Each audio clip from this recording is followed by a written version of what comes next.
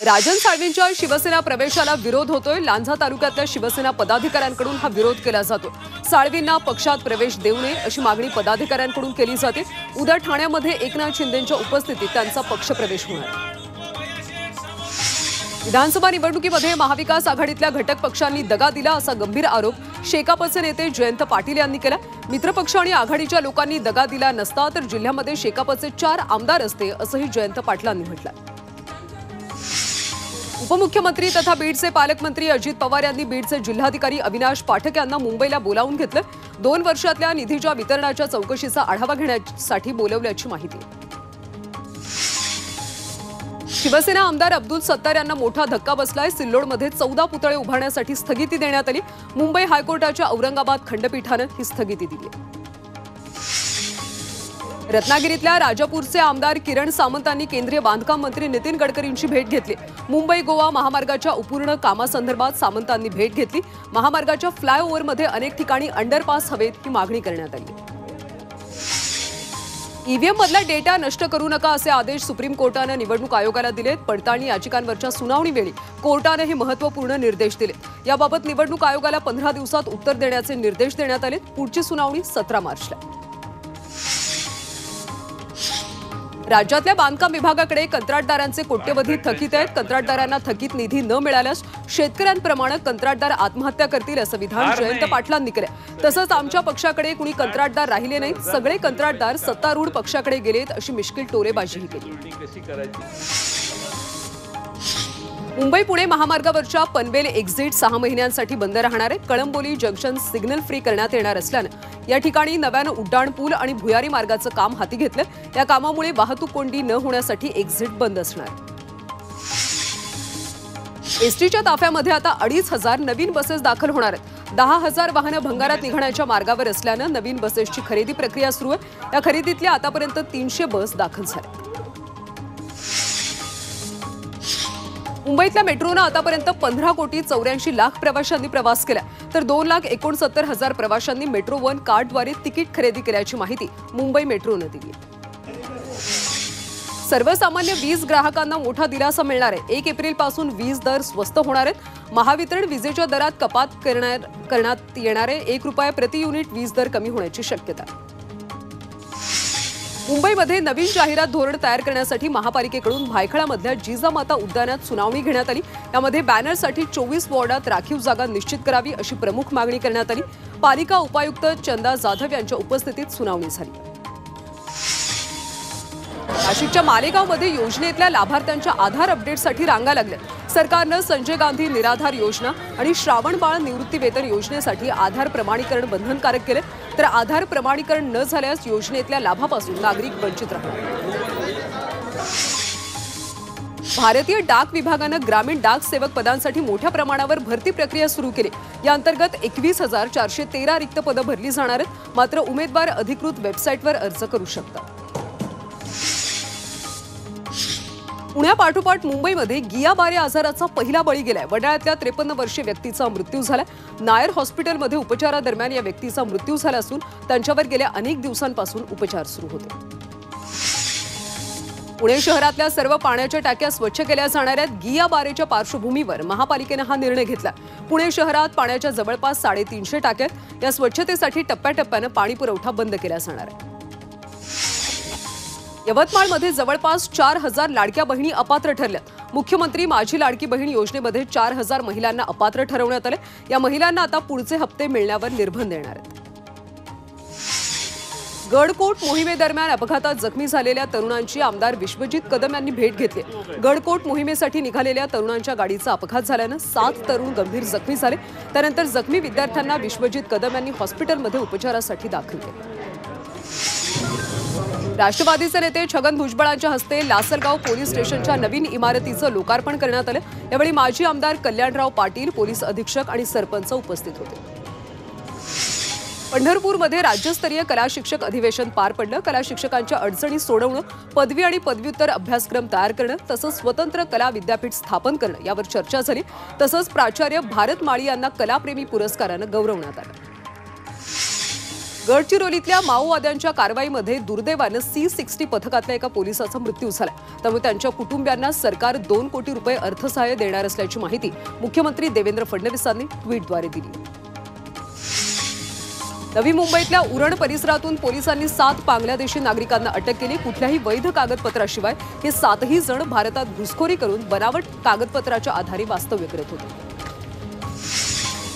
नाशिकच्या हिरावाडी परिसरातून पोलिसांनी एका ड्रग्ज पेडलरला अटक केली। आरोपीकडून 40,000चे एमडी ड्रग्ज हस्तगत करण्यात आले। पोलिसांकडून या प्रकरणी अधिकचा तपास सुरू। नंदुरबार जिल्ह्यातल्या अक्कलकुवा इथल्या मदरशांमध्ये 2 यमनचे नागरिक बेकायदेशीरपणे राहत होते। या प्रकरणी पोलिसांनी या दोघांचं मदरशा संस्था चालकाविरोधात गुन्हा दाखल केला। या दोघांनीही बनावट आधार कार्ड, पॅन कार्ड तयार केलं होतं। मुंबईतल्या बेस्टचं बोधचिन्ह असलेल्या मिनी बस नाशिक कसारा मार्गावर चालवण्यात येत असल्याचं समोर आलं। त्यानंतर बेस्ट प्रशासनाने या प्रकरणाची गंभीर दखल घेतली। त्यानुसार कंत्राट रद्द झालेल्या बसवरची बोधचिन्ह त्वरित हटवण्याची कारवाई बेस्ट प्रशासनाने सुरू केली। नवी मुंबई महापालिकेची जलवाहिनी फुटली आहे। महापालिकेच्या मोरवे धरणाची जलवाहिनी फुटली असल्यानं शहरातला पाणी पुरवठा बंद राहणार आहे। त्यामुळे नागरिकांनी पाणी जपून वापरण्याचं आवाहन महापालिकेने केलं। नाशिक शहरातला पाणी पुरवठा विस्कळीत झालाय। मुकडे पंपिंग स्टेशनवर 3 स्टार्टर जळाल्यानं पाणी पुरवठा विस्कळीत झाला। फेब्रुवारी महिन्यात आतापर्यंत 6 वेळा पाणी पुरवठा बंद झाल्यानं नागरिक संतप्त झाले। नाशिकमधल्या 2,500 रेशन दुकानं रेंजच्या बाहेर आहेत। दुकानांना खंडित नेटवर्क मिळत नसल्यानं ई-केवायसीला मोठ्या समस्या निर्माण होतात। त्यामुळे यावर उपाय म्हणून या ठिकाणी नोडल अधिकारी म्हणून तलाठ्यांना अधिकार दिले। लासलगाव शहरातून जाणाऱ्या मनमाड विंचूर मार्गाची अक्षरशः चाळण झाली। रस्त्यावर ठिकठिकाणी खड्डे पडल्यामुळे वाहन चालकांना नाहक त्रास सहन करावा लागतो। त्यामुळे रस्ता दुरुस्त करण्याची मागणी नागरिकांसह वाहन चालकांनी केली। पालघर जिल्ह्यातल्या वाडा तालुक्यातले नागरिक प्रदूषणकारी कारखान्यांमुळे त्रस्त आहेत। या कंपन्यांमुळे शेतकऱ्यांचं देखील मोठं नुकसान होतं। यामुळे या कंपन्या बंद करण्याची मागणी स्थानिक करतात। कोल्हापूरमधल्या दरेवाडीमध्ये वैजनाथ देवस्थान उपसमितीमध्ये खजिनदार आणि इतरांनी गैरकारभार केल्याची तक्रार करण्यात आली। या संदर्भात देवस्थान समितीच्या अध्यक्षांकडे लेखी तक्रार देण्यात आली। त्यामुळे उपसमिती बरखास्त करून प्रशासक नेमण्याची मागणी उपसमितीमधल्या सदस्यांनी केली आहे। 12वीच्या पहिल्याच पेपरला 42 ठिकाणी कॉपी केल्याच्या घटना घडल्यात। संभाजीनगर जिल्ह्यामध्ये सर्वाधिक 27 कॉपीचे प्रकार समोर आले, तर सामूहिक कॉपी आढळल्यास संबंधित परीक्षा केंद्राची मान्यता रद्द करा अशा सूचना मुख्यमंत्री फडणवीसांनी राज्य बोर्डाला दिल्या। साताऱ्यामध्ये कॉपीमुक्त अभियानाचा शुभारंभ झाला। ड्रोनद्वारे परीक्षा केंद्रावर पोलिसांची नजर असणार आहे। तसंच परीक्षा केंद्रावर सीसीटीव्हीच्या माध्यमातून कडक नजर ठेवली जाणार आहे। एनटी मार्फत घेण्यात आलेल्या जेई मुख्य परीक्षेचा निकाल जाहीर झाला। एकूण 14 मुलांना 100% मिळाले। या 14 मुलांमध्ये राज्यातल्या विशाल जैनचा समावेश आहे। यवतमाळमध्ये पाण्यासाठी सरपंचाला दोरीत बांधून ग्रामस्थांनी मोर्चा काढला। जलजीवन मिशनद्वारे पिण्यासाठी पाणी मिळावं अशी मागणी या मोर्चात करण्यात आली। तसंच सरपंचाच्या शर्टावर बेईमान सरपंच असं देखील ग्रामस्थांनी लिहिलं। वाशिमच्या रिसोड तालुक्यातले वाकद इथं पाण्यासाठी महिलांनी साखळी उपोषण केले। जलजीवन मिशन अंतर्गत पाण्याच्या टाकीचं काम पूर्ण न झाल्यामुळे गावातल्या महिलांना हंडाभर पाण्यासाठी 2 किलोमीटरची पायपीट करावी लागते। त्यामुळे संतप्त महिलांनी जिल्हाधिकारी कार्यालयावर घागर मोर्चा काढला। चंद्रपूर जिल्ह्यातल्या ब्रह्मपुरी तालुक्यामध्ये गोसेखुर्द धरणाचं पाणी कालव्यात सोडण्याच्या मागणीसाठी शेतकऱ्यांनी कालव्यामध्ये उतरून आंदोलन केलं। उन्हाळी धान आणि इतर पिकांना कालव्याचं पाणी मिळावं यासाठी आंदोलन करण्यात आलं। हक्काचं पाणी मिळणार नाही तोपर्यंत आंदोलन मागे घेणार नाही असा निर्धार शेतकऱ्यांनी केला। ठाण्याच्या शहापुरामध्ये आदिवासी विकास महामंडळाच्या भात खरेदी आणि बारदाना घोटाळ्या प्रकरणी अपर्णा खाडे यांनी उपोषण सुरू केले। करोडो रुपयांचा घोटाळा झाल्याचा आरोप अपर्णा खाडे यांनी केला। तसंच जोपर्यंत महामंडळावर कारवाई होत नाही तोपर्यंत उपोषण मागे न घेण्याचं त्यांनी म्हटलं। सांगलीच्या विटा इथल्या करजगीमध्ये झालेल्या लैंगिक अत्याचार आणि हत्येच्या निषेधार्थ मोर्चा काढण्यात आला। या मोर्चामध्ये हजारो नागरिकांनी सहभाग घेतला। 4 वर्षे चिमुरडीवर अत्याचार करून हत्या करणाऱ्या नराधमाला फाशी देण्याची मागणी करण्यात आली। सिंधुदुर्गमधल्या दोडा मार्गमध्ये रानटी हत्तींचा नागरिकांना त्रास होतोय। गावात दिवसाही हत्ती फिरू लागल्यानं नागरिकांमध्ये भीतीचं वातावरण। नांदेड जिल्ह्यातल्या लोहा तालुक्यातल्या एका शेतामध्ये मगर आढळली। 10 फूट लांबीची ही मगर आहे। शेतात अचानक मगर आढळल्यानं परिसरात खळबळ माजली। सर्पमित्रांच्या मदतीनं मगरीला पकडण्यात आलं। अकोला जिल्ह्यातल्या पातूर नंदापूर परिसरामध्ये वाघाचं दर्शन झालंय। वाघासोबत त्याची पिल्लं सुद्धा दिसल्यानं परिसरात भीतीचं वातावरण आहे। संबंधित वाघाला जेरबंद करण्याची मागणी स्थानिकांनी केली। चंद्रपूर जिल्ह्यातल्या वाघ शिकार टोळी प्रकरणी 11वी अटक करण्यात आली। वाघांच्या शिकारीसाठी कुख्यात असलेल्या बहेलिया टोळीचा म्होरक्या अजित राजगोंड याच्या संपर्कात असलेल्या एकाला अटक करण्यात आली। हरियाणामधून त्याला ताब्यात घेण्यात आले। संभाजीनगरमध्ये तहसीलदारांना शिवीगाळ आणि धमकावणाऱ्या 6 जणांना अटक करण्यात आली। यातल्या निवृत्त पोलीस अधिकारी अद्याप सुद्धा फरार आहे। या प्रकरणी पोलीस उपनिरीक्षक पासलकर यांचंही निलंबन करण्यात आलं। नागपूरमधल्या वानाडोंगरीमध्ये सेंट्रल बँक ऑफ इंडिया समोर कारची काच फोडून 2 लाख रुपये चोरट्यांनी लंपास केले। बँकेत पैसे जमा करण्यासाठी गेलेल्या व्यक्तीच्या कारमधल्या 2 लाखांची रोकड चोरट्यांनी चोरली। या प्रकरणी गुन्हा दाखल केला असून आरोपींचा शोध सुरू आहे। वर्ध्यामध्ये घरफोडीसह मोटरसायकल चोरीचे 2 गुन्हे उघडकीस आलेत। आरोपीकडून 2 मोटरसायकलसह इतर मुद्देमाल जप्त करण्यात आला। पोलिसांनी जप्त केलेला माल हा 67,000चा। भिवंडीमध्ये मित्रानं मैत्रिणीवर लैंगिक अत्याचार केल्याची घटना घडली।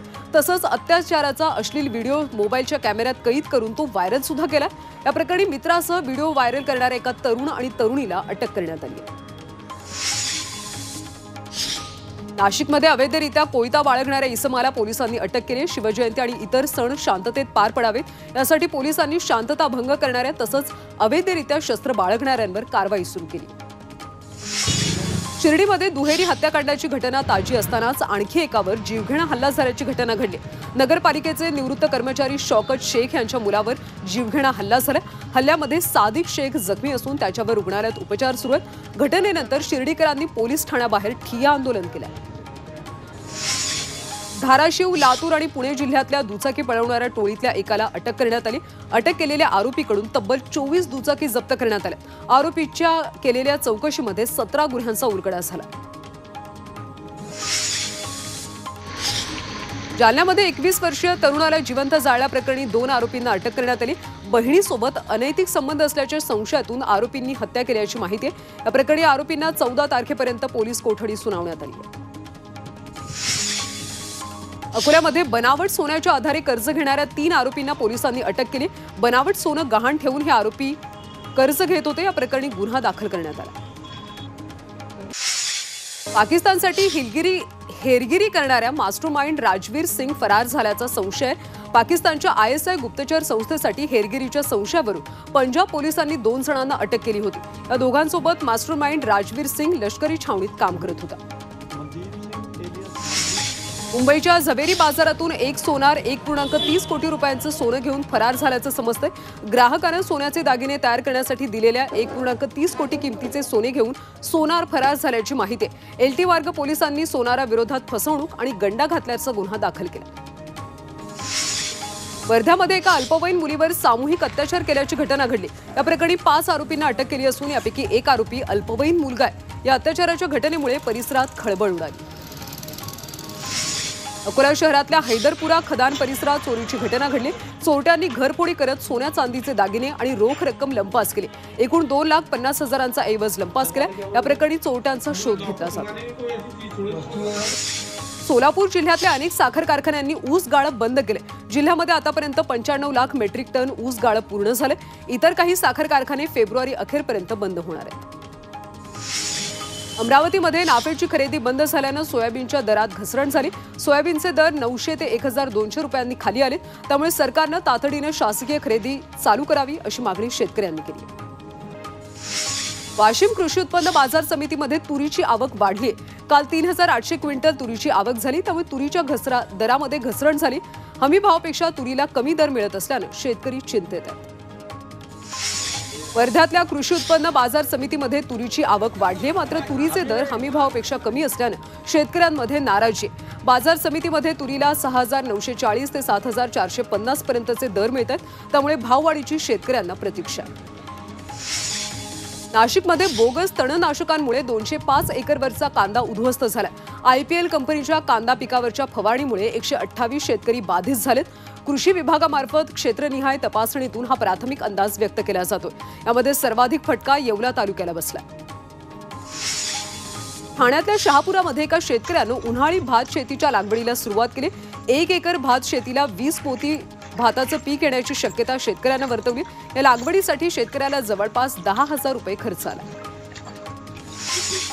लाल मिरच्यांचा हंगाम सुरू होत असल्यानं मिरच्यांचे दर काय याकडे गृहिणींचं लक्ष लागले।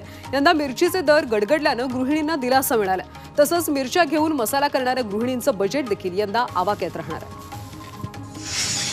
नाशिकच्या निफाडमध्ये पुन्हा कडाक्याची थंडी पडली आहे। निफाडचा पारा 8 अंशांच्या खाली गेल्यानं द्राक्ष बागायतदार पुन्हा चिंतेत आलेत। तसंच सकाळी मॉर्निंग वॉकला जाणाऱ्या नागरिकांनाही उबदार कपड्यांचा आधार घ्यावा लागतो।